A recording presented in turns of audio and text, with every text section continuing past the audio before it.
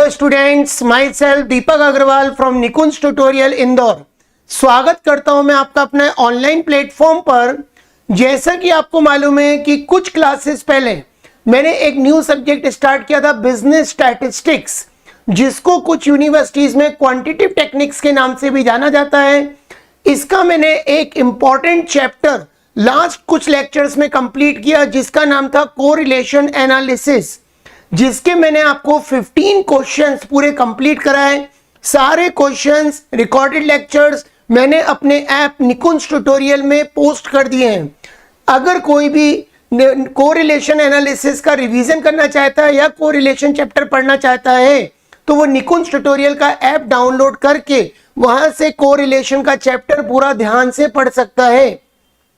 आज हम लोग एक नई शुरुआत करने जा रहे हैं, एक नए चैप्टर के साथ, जो कि बहुत इंपॉर्टेंट है और ज्यादातर ये कोरिलेशन और रिग्रेशन की जोड़ी बहुत इंपॉर्टेंट है। ज्यादातर यूनिवर्सिटीज में कोरिलेशन का क्वेश्चन भी आता है और रिग्रेशन एनालिसिस का भी क्वेश्चन आता है। तो आज हम लोग स्टार्ट करते हैं एक न्यू चैप्टर जो कि बहुत इंपॉर्टेंट है, रिग्रेशन एनालिसिस।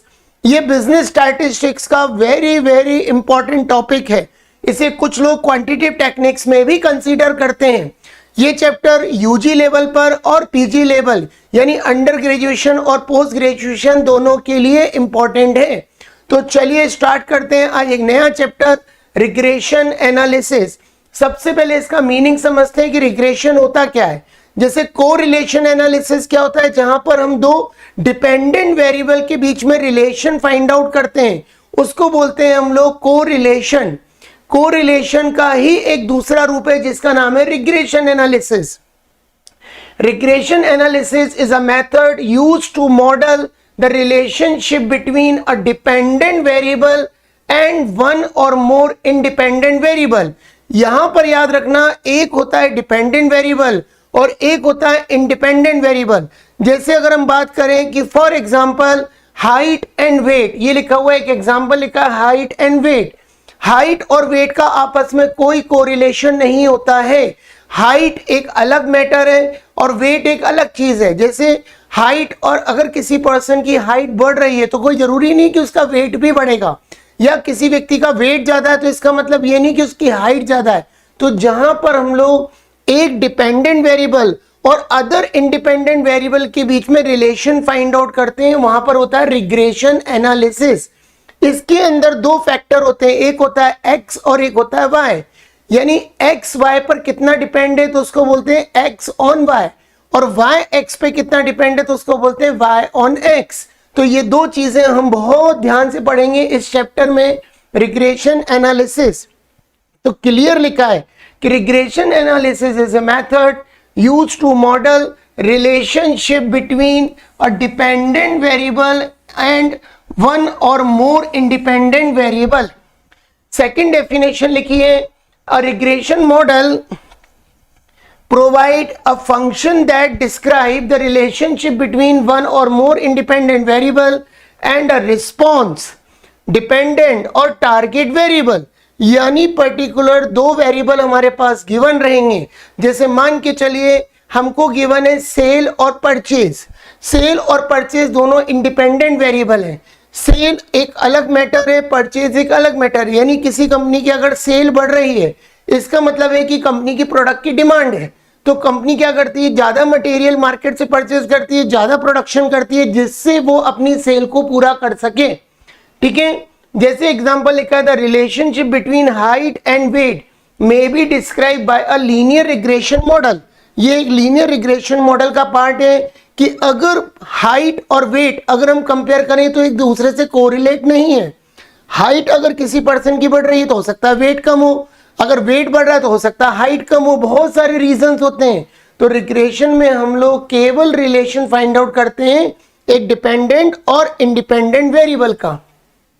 अगर हम रिग्रेशन एनालिसिस की बात करें, तीन टाइप के रिग्रेशन एनालिसिस होते हैं। पहला होता है सिंपल और मल्टीपल रिग्रेशन, सेकंड होता है लीनियर और नॉन लीनियर रिग्रेशन, और थर्ड होता है पार्शियल और टोटल रिग्रेशन। यानी हमको याद रखना, एग्जाम के पॉइंट ऑफ व्यू से यूनिवर्सिटीज में जो भी एग्जाम होते हैं वो बिजनेस स्टैटिस्टिक्स के या क्वांटिटेटिव टेक्निक्स के, उसमें ज्यादातर सिंपल और मल्टीपल रिग्रेशन ही आता है, जिसके बारे में हम चर्चा करेंगे। अब प्रॉपर्टीज याद रखिएगा, रिग्रेशन एनालिसिस की 3 इंपॉर्टेंट प्रॉपर्टीज हैं, 3 इंपॉर्टेंट प्रॉपर्टीज। पहला, there are 3 important properties of regression analysis. पहला लिखा था sign of both regression coefficient are same. वो कह रहा है जो रिग्रेशन कोफिशिएंट तुम फाइंड आउट करोगे, जैसे x ऑन y, जिसको हम क्या बोलते हैं, for example x on y, जिसको हम बोलते हैं bxy, और y ऑन x, जिसको बोलते हैं byx।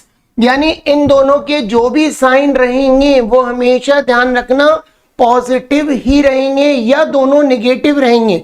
कभी भी ऐसा नहीं होगा कि रिग्रेशन कोफिशिएंट में एक साइन पॉजिटिव है और एक नेगेटिव है, यानी क्वेश्चन कहीं ना कहीं गलत है। Both sign will be positive होंगे या नेगेटिव होंगे। तो क्लियर लिखा था sign of both regression coefficient are same, either both of them positive or negative. या तो हमारा bxy पॉजिटिव होगा तो byx भी पॉजिटिव होगा, या bxy अगर नेगेटिव है तो byx भी नेगेटिव होगा। ये बात ध्यान रखना, हमेशा सेम साइन रहते हैं। The sign of correlation and regression coefficient are same. वो कह रहा है कोरिलेशन और रिग्रेशन के जो कोफिशिएंट के साइन है वो भी सेम रहेंगे। यानी अगर bxy और byx दोनों नेगेटिव है तो कोरिलेशन भी नेगेटिव होगा, लेकिन अगर bxy और byx पॉजिटिव है तो दोनों का कोरिलेशन भी पॉजिटिव होगा। ये मैं आने वाले समय में आपको प्रैक्टिकल सब करवाऊंगा, तब आपको इसके कॉन्सेप्ट थोड़े अच्छे से क्लियर होंगे। They all are positive if covariance x and y is positive, and they all are negative if covariance is negative. यानी अगर हमारा xy bxy पॉजिटिव है तो हमारा याद रखना कि कोरिलेशन भी पॉजिटिव होगा, और अगर हमारे रिग्रेशन कोफिशिएंट नेगेटिव है तो हमारा कोरिलेशन भी नेगेटिव होगा। ये जब हम प्रैक्टिकल्स करेंगे तो चीजें ज्यादा क्लियर होंगी। अब हम बात करते हैं थर्ड प्रॉपर्टी की। तो थर्ड प्रॉपर्टी में क्या लिखा हुआ है, ध्यान से समझेंगे। थर्ड प्रॉपर्टी में लिखा हुआ है कि correlation coefficient is the geometric mean of the regression coefficient. वो कह रहे हैं कोरिलेशन कोफिशिएंट का जो ज्योमेट्रिक मीन होता है वही हमारा रिग्रेशन कोफिशिएंट होता है। ये चीज आप हमेशा ध्यान रखना। जैसे मैंने आपको बताया कि रिग्रेशन में 2 फैक्टर होते हैं, एक होता है x ऑन y, जिसको बोलते हैं bxy, और एक होता है y ऑन x, जिसको हम बोलते हैं byx। यानी 2 चीजें होती हैं, ध्यान रखना। x y के ऊपर कितना डिपेंड है, यानी bxy, और y x के ऊपर कितना डिपेंड है, यानी byx। तो इसका एक कॉन्सेप्ट है। तो मैंने बताया जो ज्योमेट्रिक मीन है कोरिलेशन कोफिशिएंट का वही रिग्रेशन कोफिशिएंट का होता है। ये हमको एग्जाम में, अगर एग्जाम में प्रॉपर्टी पूछी जाती है तो ये 3 प्रॉपर्टी जरूर आप ध्यान से समझा के आना। जैसे since bxy equal to correlation standard deviation x upon standard deviation y, उसी तरीके से byx equal to r multiply standard deviation y upon standard deviation x। तो अगर हम देखें तो दोनों का bxy का वैल्यू दिए r multiply standard deviation x upon standard deviation y, और byx दिया r multiply standard deviation y upon standard deviation x। तो जो ज्योमेट्रिक मीन होगा रिग्रेशन कोफिशिएंट का, रिग्रेशन कोफिशिएंट का जो ज्योमेट्रिक मीन होगा, ज्योमेट्रिक मीन, ये प्रॉपर्टी हमें एग्जाम में समझानी पड़ती है, ध्यान रखिएगा। तो फिर होगा under root bxy into byx। तो इसको हम प्रूव करते हैं। तो देखिए कैसे प्रूव करेंगे, यानी bxy की वैल्यू लिखेंगे r multiply standard deviation x upon standard deviation y, और byx की वैल्यू लिखेंगे r multiply standard deviation y upon standard deviation x। तो आप ये देखिए कि यहां पर हम लोग क्या करेंगे, स्टैंडर्ड डिविएशन y से स्टैंडर्ड डिविएशन y कट हो जाएगा, स्टैंडर्ड डिविएशन x से स्टैंडर्ड डिविएशन x कट हो जाएगा। तो हमारी जो वैल्यू निकलेगी वो निकलेगी आर स्क्वायर। तो अगर स्क्वायर और रूट ये दोनों अगर आप काट देंगे तो फाइनली हमारा आर फाइंड आउट हो जाएगा। तो जो आर की वैल्यू आएगी वो हमेशा रहेगी plus minus B X Y into B Y X. तो ये हमारा वैल्यू प्रूफ हो गया जो हमें चाहिए था। तो हमेशा ध्यान रखना, तीन प्रॉपर्टी, मैं तीनों प्रॉपर्टी आपको दोबारा एक्सप्लेन कर देता हूं, ध्यान से सुनना। पहली प्रॉपर्टी होती है कि the sign of both regression coefficient are same, यानी रिग्रेशन कोफिशिएंट जो हमें दो गिवन रहेंगे, एक होगा बी एक्स वाई यानी एक्स ऑन वाई, एक रहेगा बी वाई एक्स यानी वाई ऑन एक्स। इन दोनों के जो साइन रहेंगे वो हमेशा या तो पॉजिटिव रहेंगे या दोनों निगेटिव रहेंगे। कभी भी ऐसा रिग्रेशन में नहीं होगा कि एक पॉजिटिव आएगा और एक निगेटिव आएगा, तो वो क्वेश्चन रॉन्ग माना जाता है। ये बात हमेशा ध्यान रखना कि रिग्रेशन में जो तुम दो फैक्टर फाइंड आउट करते हो बी एक्स वाई और बी वाई एक्स, वो दोनों पॉजिटिव या निगेटिव रहेंगे। दूसरा, the sign of correlation and regression coefficient are same, यानी जो रिग्रेशन कोफिशिएंट का साइन होगा अगर वो प्लस है तो कोरिलेशन कोफिशिएंट भी प्लस होगा, अगर रिग्रेशन कोफिशिएंट निगेटिव है तो कोरिलेशन कोफिशिएंट भी निगेटिव होगा।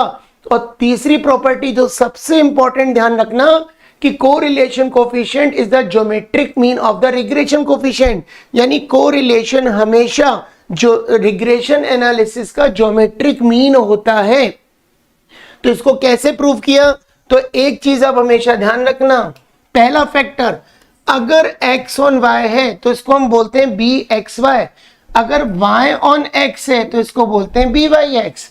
तो सिंस बी एक्स वाई की हमने वैल्यू लिखी r multiply standard deviation x upon standard deviation y, और बी वाई एक्स की वैल्यू लिखी r multiply standard deviation y upon standard deviation x। ये दो वैल्यूज याद रखिएगा।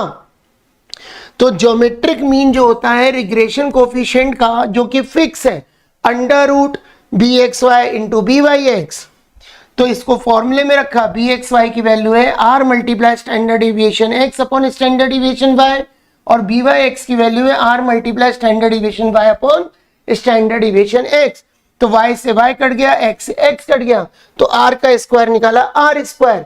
तो under root are square, under root से स्क्वायर कट जाएगा तो ये प्रूफ हो जाएगा r के इक्वल।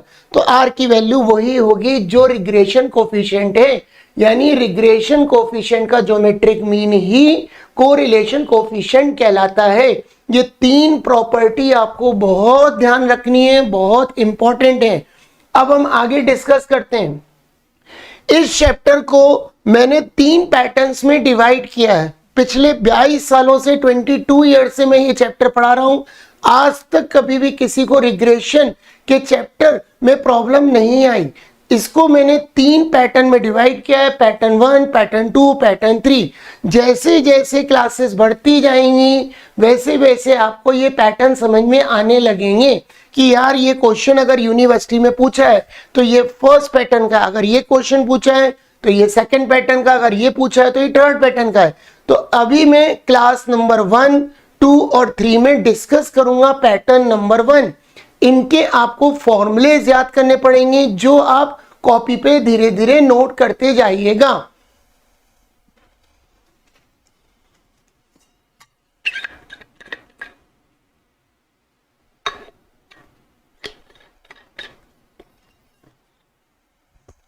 तो हम बात करते हैं पैटर्न नंबर 1 की। सबसे पहले मैं आपको फॉर्मूला सिखाता हूं।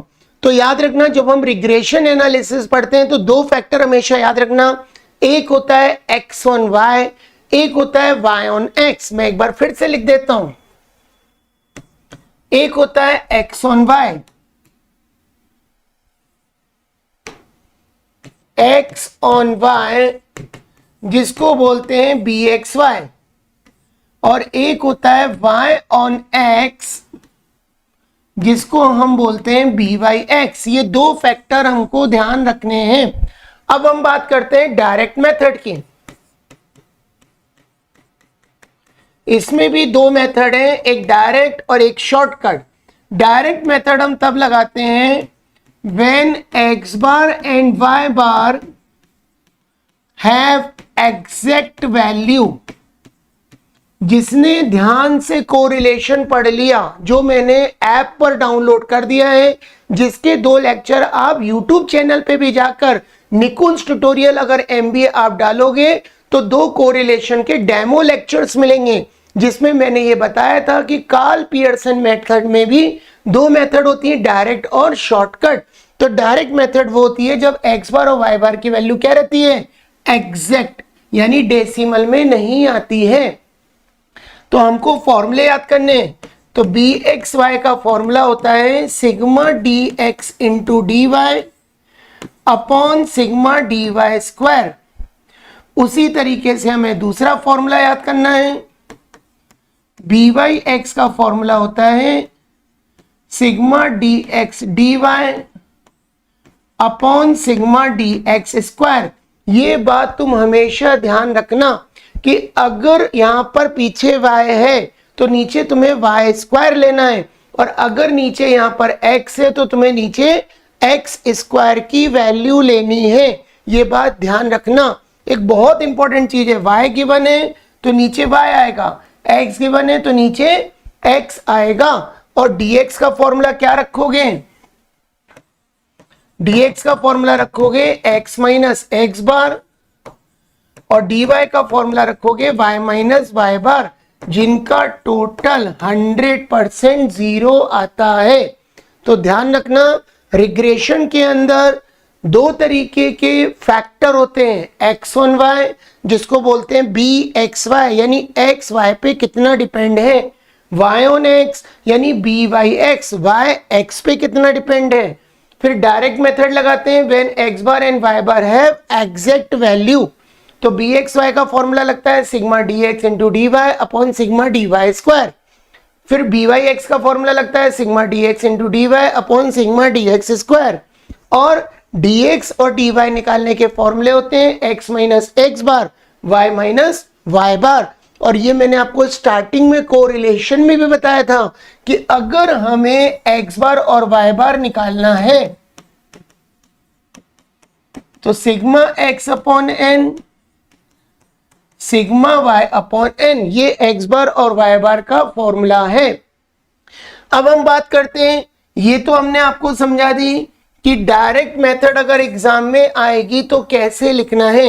ये bxy का फॉर्मूला है, ये byx का फॉर्मूला है, ये आपको dx dy की वैल्यू रखनी है, x बार निकालने का फॉर्मूला ये रहा, y बार निकालने का फॉर्मूला ये रहा।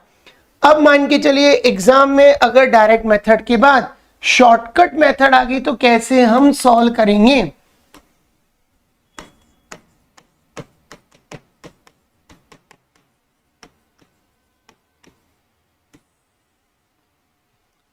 जिसको हम लोग इनडायरेक्ट मेथड भी बोल सकते हैं।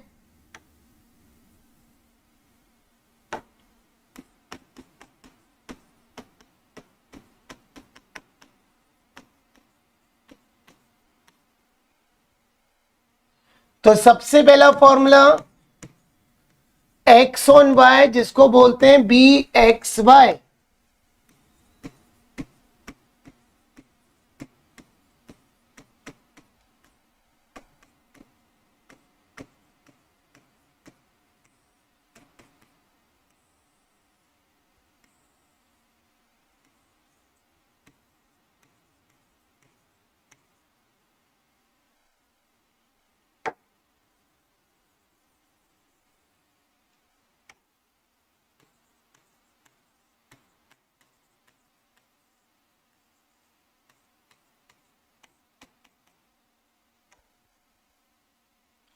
यानी हमको ये वाला फॉर्मूला लगाना है।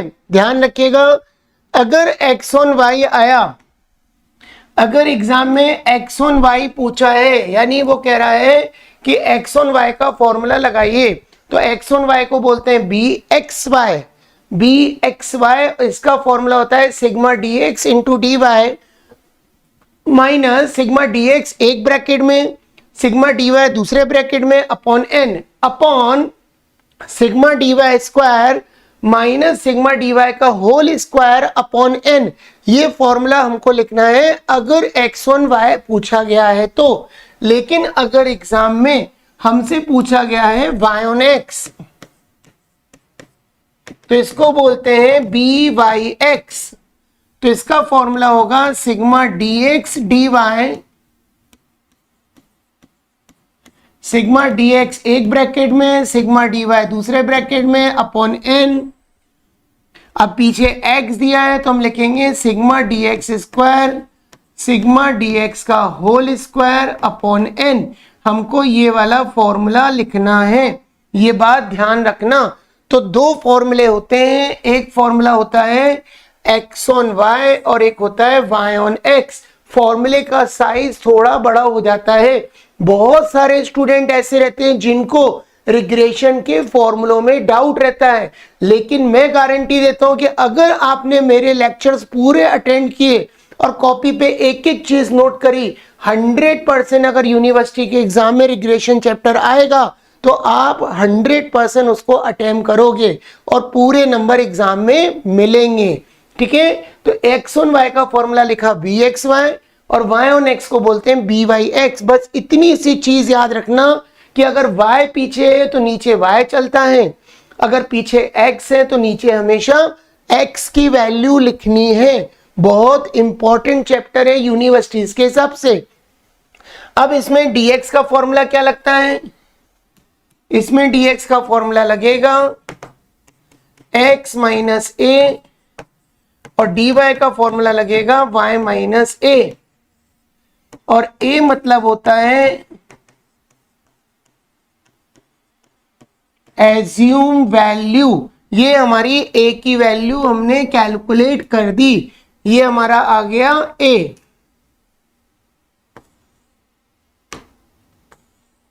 तो आपको ध्यान रखना, दो तरीके की मेथड याद रखनी है।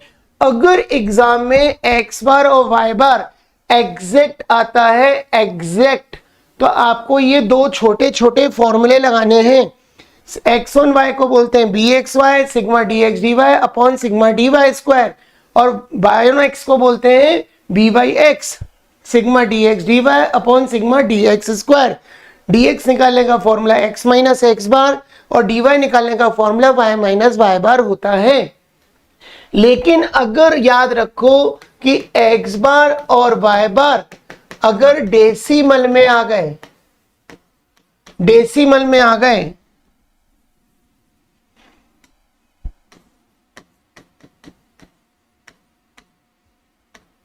अगर ये डेसिमल में आते हैं तो पर्टिकुलर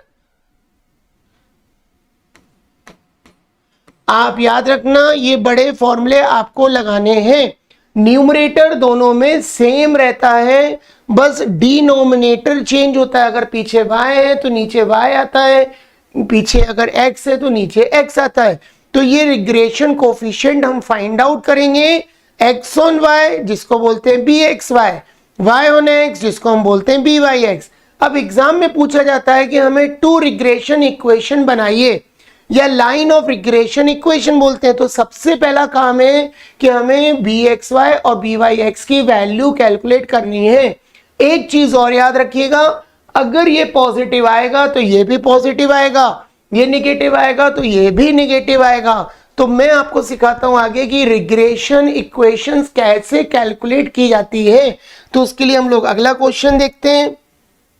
अगला पॉइंट मैं आपको समझा रहा हूं, ध्यान से समझिएगा।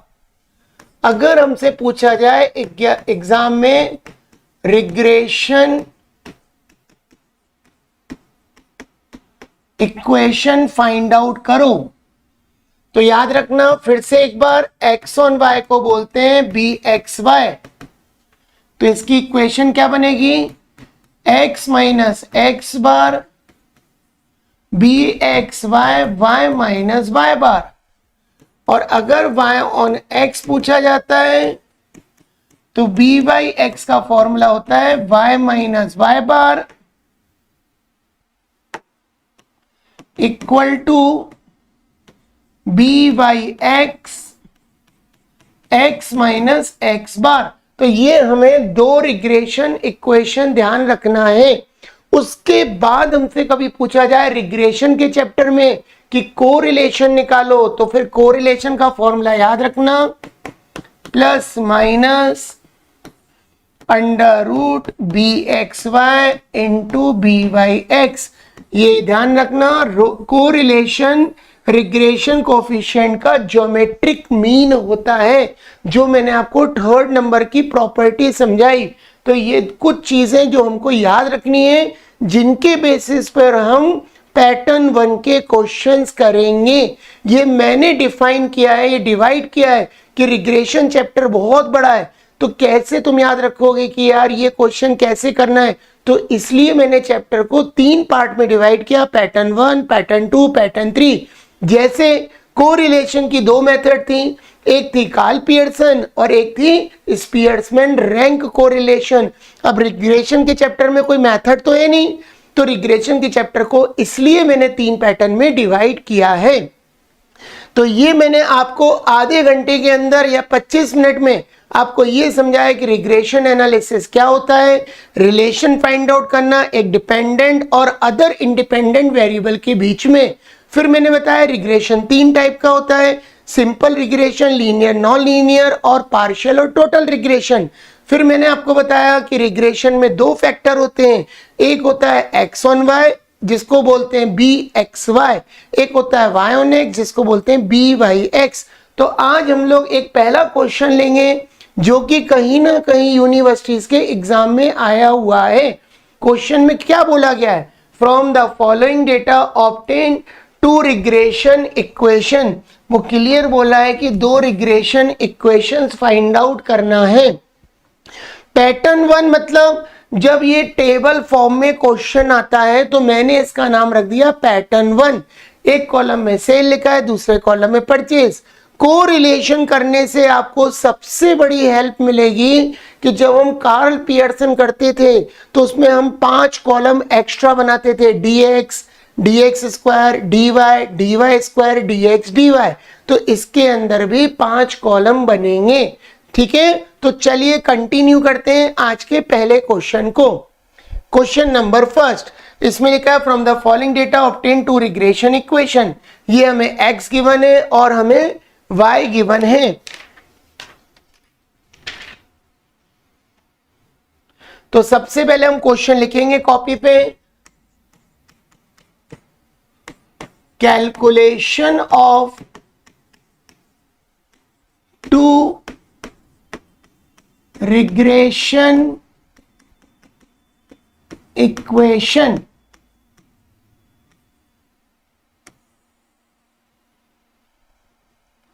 तो पहले कॉलम में लिखेंगे सेल जिसको हमने माना है x,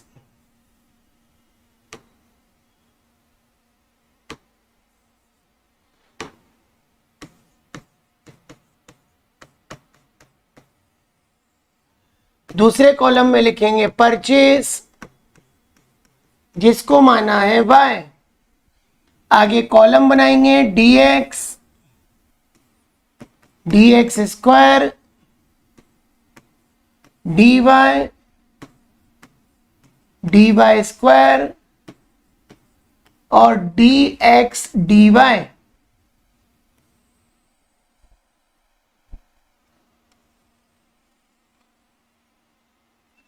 तो पहले हम x की वैल्यू लिखेंगे। तो x की वैल्यू दी है 91, 97, 108, 121, 67, 124, 51, 73, 111 और 57। ये वैल्यूज हमारे पास x की गिवन है। उसी तरीके से y की वैल्यू गिवन है 71, 75, 69, 97, 70, 91, 39, 61, 80 और 47। ये क्वेश्चन इतना इंपॉर्टेंट है कि यूजी और पीजी दोनों में पूछा गया क्वेश्चन है। ये क्वेश्चन बीबीए में 2007, 2013 और एमबीए में 2018 और 2016 में पूछा गया क्वेश्चन है। सारे पैटर्न एक जैसे ही रहते हैं, बस आपको ध्यान रखना है, जो यूजी के लिए भी इंपॉर्टेंट है और पीजी के लिए भी इंपॉर्टेंट है, 3 चैप्टर बहुत इंपॉर्टेंट है जो यूनिवर्सिटीज के एग्जाम में हमेशा आते हैं। कोरिलेशन एनालिसिस, रिग्रेशन एनालिसिस और टाइम सीरीज। जब हमारा ये चैप्टर कंप्लीट हो जाएगा तो इसके बाद हम लोग टाइम सीरीज स्टार्ट करेंगे जो बहुत ही इंपॉर्टेंट है। तो चलिए स्टार्ट करते हैं। पहला क्वेश्चन, तो वैल्यूज लिख लेते हैं हम, जो हमें वैल्यूज गिवन है। तो 91,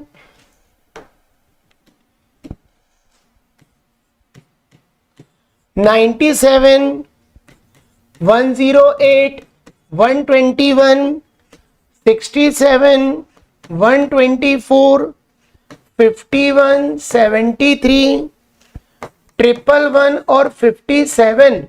उसके बाद y की वैल्यू लिखेंगे 71, 75, 69, 97, 70, 91, 39, 61, 80 और 47।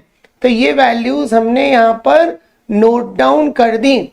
तो अब ये वैल्यूज लिखने के बाद सबसे पहला काम वही है जो हमने कार्ल पियर्सन कोफिशिएंट में भी किया था, कि हमने जब ये टेबल बनाई थी तो हमने x और y का टोटल लगाया था।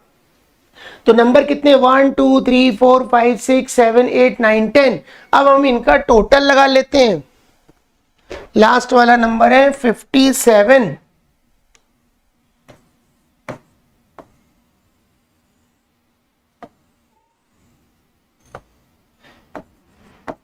तो ये आएगा सिग्मा x और ये आएगा सिग्मा y। तो इनका हम टोटल लगा लेते हैं।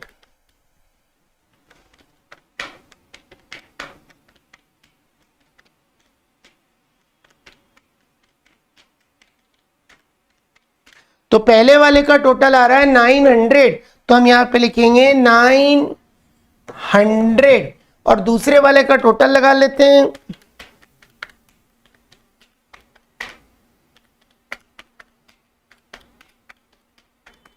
तो इसका टोटल आ रहा है 700, यानी x का टोटल आ रहा है 900 और y का टोटल आ रहा है 700। तो पहला काम है x बार और y बार हमें फाइंड आउट करना है। तो हम निकालते हैं x बार और y बार।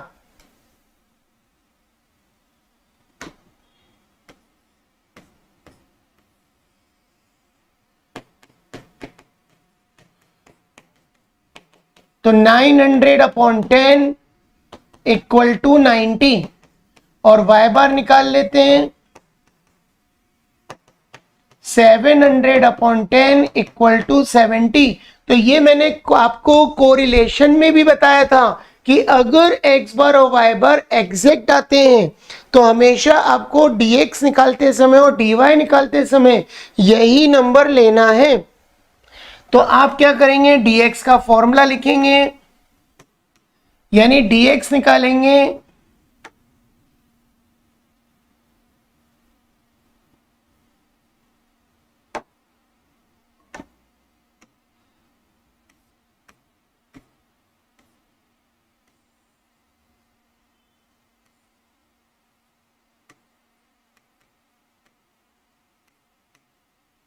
तो dx का फॉर्मूला आप लिखेंगे यहां पर x माइनस 90 और dy निकालेंगे y माइनस 70। यानी याद रखना dx आपका कैसे निकलेगा, dx निकालने का तरीका मैं यहां लिख देता हूं। dx निकलेगा x माइनस 90 और dy निकलेगा y माइनस 70। ये आपको निकालना है dx और dy। ठीक है, अब ये जो वैल्यू हमारे पास x गिवन है, ये वैल्यू जो हमारे पास x दी है, इसमें से आपको माइनस करना है 90 माइनस करना है। तो माइनस कर लेते हैं। तो पहला आएगा 1, फिर आएगा 7, 108 माइनस 90,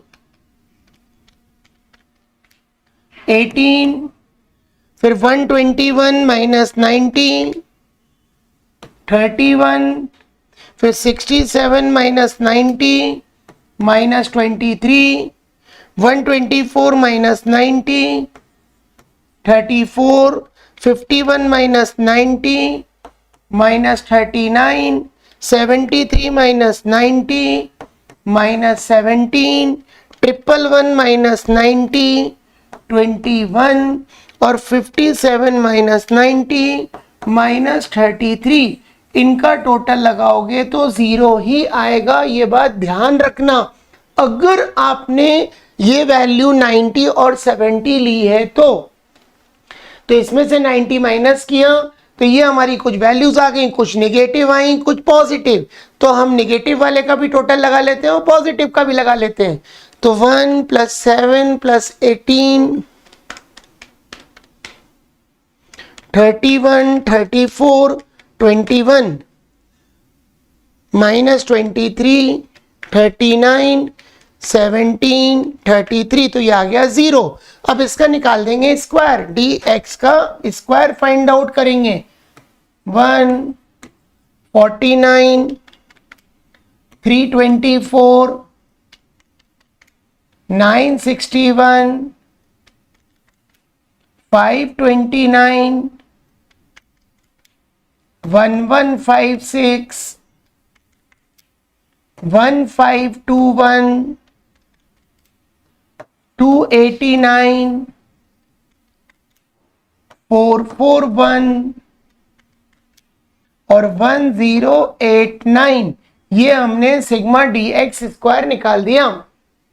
अब dy निकालना है तो ये y की वैल्यू दी है, इसमें से हम माइनस करेंगे 70, 70 माइनस करेंगे तो पहला आएगा 1, फिर 5, फिर -1, फिर 27, फिर 0, फिर 21, 39 में से 70 गए, माइनस का 31, माइनस का 9, 10 और 47 माइनस 70 यानी माइनस का 23।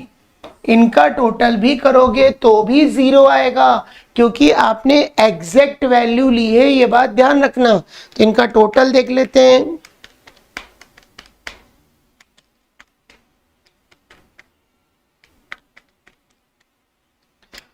अब इनका स्क्वायर निकालेंगे। 27 का स्क्वायर होता है 729, 0, 21 का स्क्वायर होता है 441, 31 का स्क्वायर होता है 961, 9 का 81, 10 का 100 और 23 का स्क्वायर होता है 529। अब dx का मल्टीप्लाई dy में करोगे, dx का मल्टीप्लाई dy में करोगे तो आएगा dx dy। ये सारी चीजें मैंने आपको कोरिलेशन कार्ल पियर्सन में 2-3 क्लासेस में समझाया था। इनका मल्टीप्लाई करेंगे 1 × 1 1, 7 × 5 35, 18 का मल्टीप्लाई इसमें करोगे -18, 31 × 27 837, इसका multiply 0, 34 multiply 21 714, 39 multiply 31 1209, 17 multiply 9 153। Minus minus का मल्टीप्लाई होता है तो ध्यान रखना वैल्यू प्लस हो जाती है 210। इसके बाद 33 × 23 759।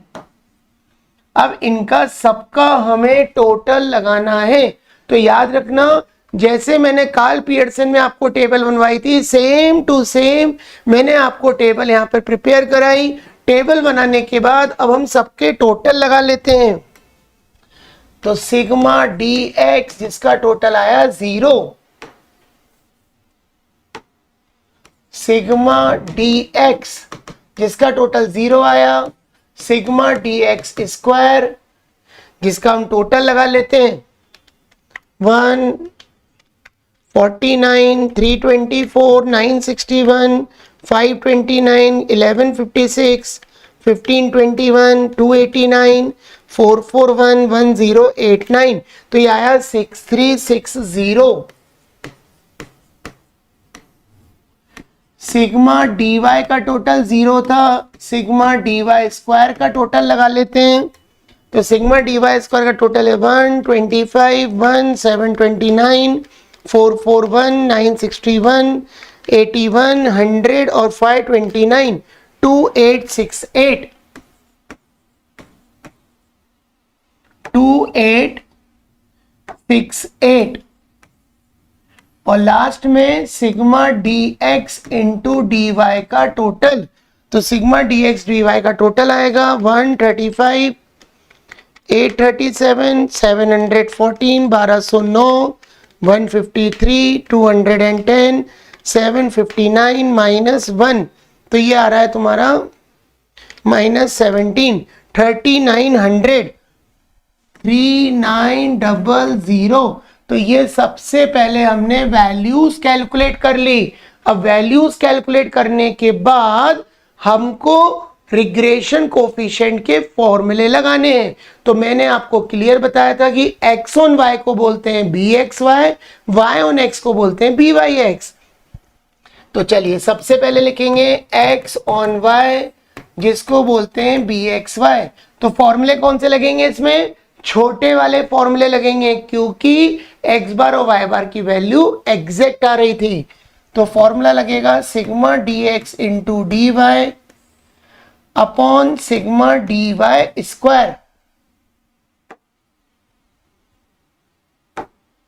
तो इसको अगर हम कैलकुलेट करेंगे तो sigma D X D Y दिया है 3900 upon sigma D Y square की वैल्यू दी है 2868। तो ये आएगा 1.359। ये आ गया हमारा bxy, bxy। अब हम बात करते हैं y ऑन x की, यानी byx।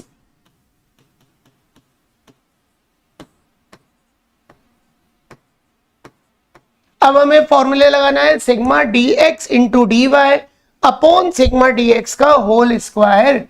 एक बार फिर से फॉर्मूला लिख देते हैं थोड़ा सा और क्लियर।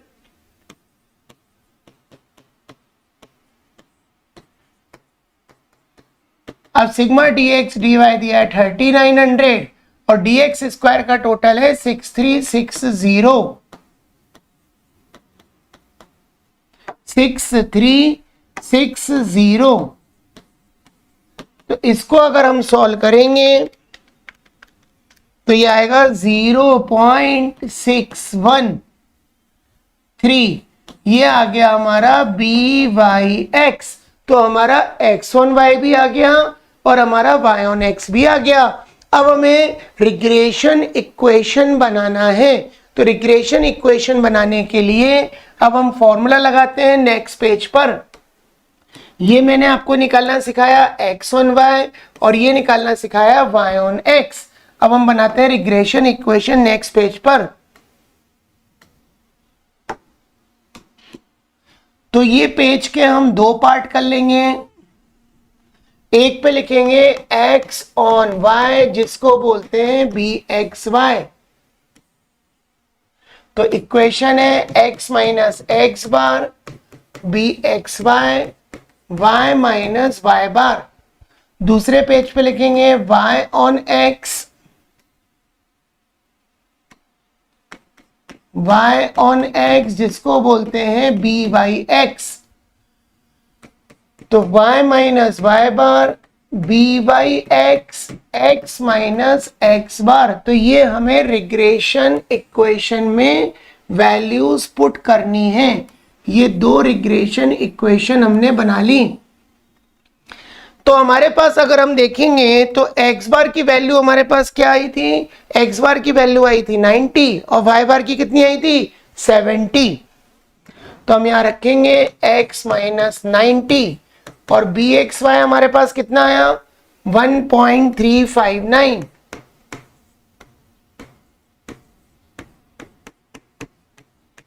उसी तरीके से यहां रखेंगे, ये आया हमारा 0.613।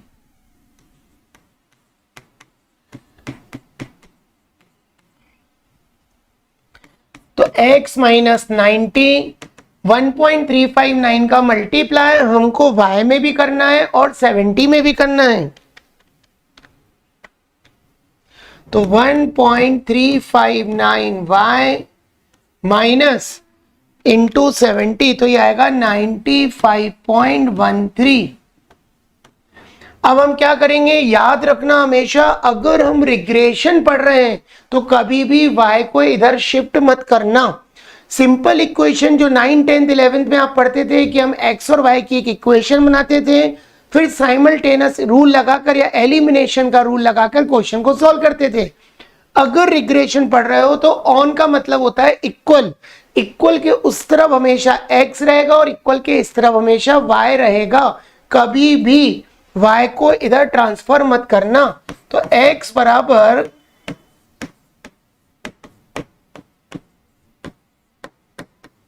माइनस की चीज उधर जाएगी तो प्लस हो जाएगी, माइनस करोगे तो 5.13, ये आ गई x की रिग्रेशन इक्वेशन। ये हमारी फाइनल इक्वेशन बनकर तैयार हो गई। उसी तरीके से अगर हम इस क्वेश्चन को सॉल्व करेंगे तो 0.613 का मल्टीप्लाई करेंगे इसमें, तो 0.613 मल्टीप्लाई 90 यानी 55.17।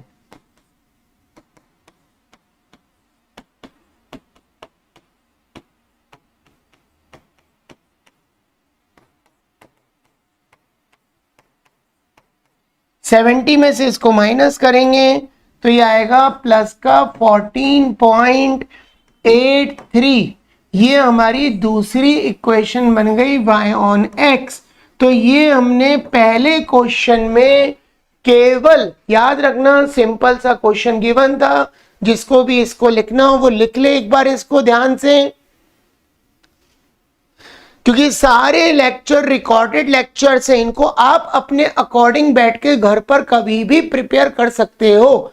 तो ध्यान रखना, पहले हमें क्वेश्चन गिवन था, ये क्वेश्चन हमें गिवन था सिंपल, हमें दो चीजें निकालनी थी, टू रिग्रेशन इक्वेशन। तो पहले मैंने ये टेबल बनाई dx dx square dy square dx dy find out किया।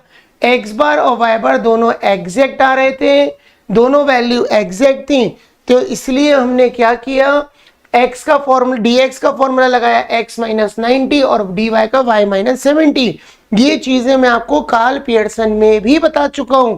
उसके बाद फिर हमने ये सारी वैल्यूज का टोटल लगा के टॉप पर लिख लिया। x ऑन y को बोलते हैं bxy, y ऑन x को बोलते हैं byx। छोटे फॉर्मूले लगाकर हमने ये वैल्यू फाइंड आउट कर ली। फिर हमने ये रिग्रेशन इक्वेशन क्वेश्चन में पूछा गया था, तो ये दोनों हमने रिग्रेशन इक्वेशन फाइंड आउट कर लिए। ये हमने निकाल लिया रिग्रेशन इक्वेशन, ये हमने रिग्रेशन इक्वेशन फाइंड आउट कर लिया। x ऑन y जिसको bxy बोलते हैं, इक्वल के उस तरफ हमेशा रहेगा x minus X bar equal to bxy y minus y bar.